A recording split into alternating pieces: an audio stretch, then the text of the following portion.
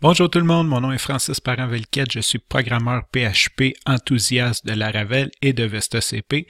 Aujourd'hui, je vous fais un petit screencast pour vous montrer ce que j'ai trouvé comme technique afin d'installer Laravel sur un serveur Vesta. Bien sûr, quand on installe notre application dans notre public HTML, ce qui arrive, c'est que ça ne pointe pas vers le répertoire public de notre application et ça ne fonctionne pas. Donc, si on va voir, je vais juste montrer pour l'instant. Je vais revenir pourquoi que je fais ça. Donc, je vais installer une application Laravel. Je vais revenir sur... Ici, je mets New. Et je vais devoir forcer. Donc, je vais l'installer avec le nom public HTML. Donc, je vais faire une installation à partir de l'installer de Laravel dans mon répertoire larates.com. Donc, je vais revenir là-dessus et je vais faire Enter. Donc, ça s'installe, bien sûr. Donc, pour commencer, je vais revenir un petit peu en arrière. J'ai créé un utilisateur qui s'appelle Larates et j'ai créé un nom de domaine qui s'appelle larates.com avec mes configurations tout simplement dans Vesta. Donc, si je viens sur larates.com, on voit le fichier par défaut. Maintenant que j'ai installé, je vais aller dans public HTML. On peut voir que les répertoires de Laravel sont tous là, mais ça m'affiche toujours le laravel.com. Donc, la technique serait d'aller éditer le apache.conf du Vesta directement et d'aller rajouter, d'aller changer le root directory vers le / public et de commencer quelques petites opérations comme ça. Ce que j'ai découvert, c'est qu'on a un Peter Brink qui a créé un template pour VestaCP.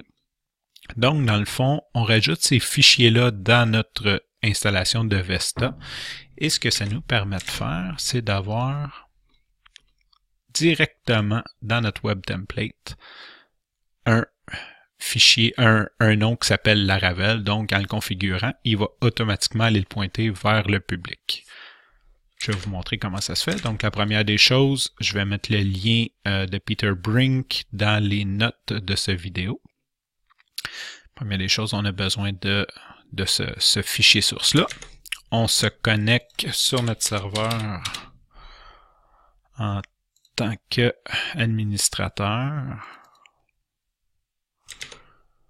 Je vais juste aller voir. J'ai pris des petites notes.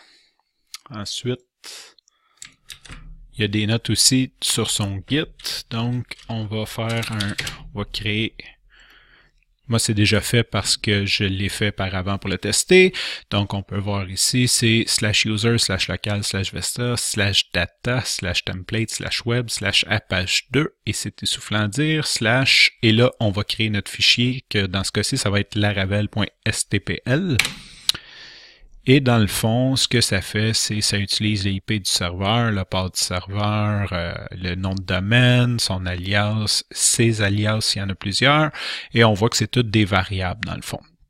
Et ce qu'on peut voir, c'est que ça va dans le docroot /public. Donc, il va automatiquement mettre notre document root dans le public et va sauver plusieurs autres variables qu'on peut voir. Donc, pour ceux que ça intéresse, ils pourront le lire en profondeur.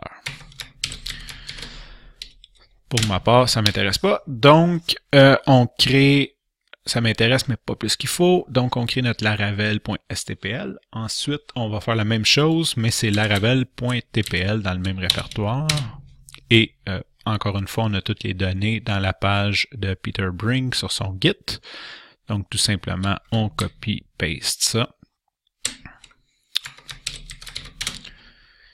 Ce qui nous donne ensuite, d'un coup que ça va être fait, donc, quand on va rafraîchir la page de Vesta, dans nos configurations web, on va avoir le template Laravel qui va s'être ajouté.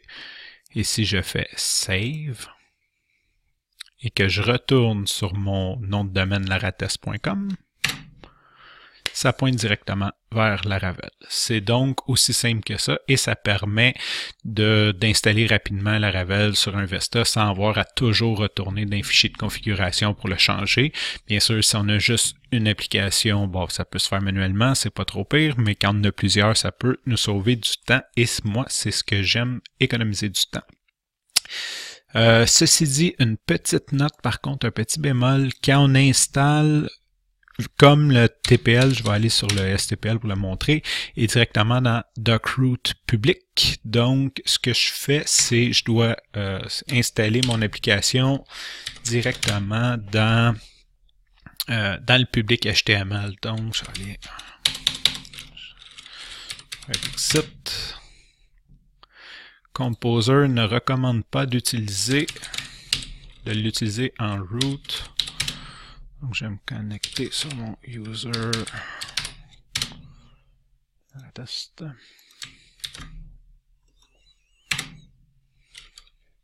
Et je vais aller... donc, je vais vous montrer la commande que j'ai fait un petit peu plus tôt pour l'installer. Je m'en vais dans mon répertoire web, mon nom de domaine et veuillez noter que je reste à la base. Je ne vais pas sur public HTML. Et à partir d'ici, j'ai installé... j'ai eu un petit problème, je ne sais pas pourquoi le path ne fonctionne pas, donc je donne le chemin d'accès au complet, mais généralement on a juste à taper Laravel new avec le nom du folder de l'application. Dans mon cas, j'appelle l'application public HTML parce que c'est là que je veux qu'il se ramasse dans ce répertoire-là. Et quand on fait ça, ça dit que l'application existe. Donc, tout simplement, ce que je fais, j'y rajoute le force et c'est là. Oups. J'ai oublié une espace. Donc, j'y rajoute --force, F-O-R-C-E, pour forcer l'installation. Et ça passe par-dessus. On peut voir que ça fonctionne. J'espère que ça vous aide. N'hésitez pas à me laisser des commentaires ci-bas si je peux vous aider quoi que ce soit. Vous pouvez aussi me joindre au info, @varmedia.com. Merci et bonne journée.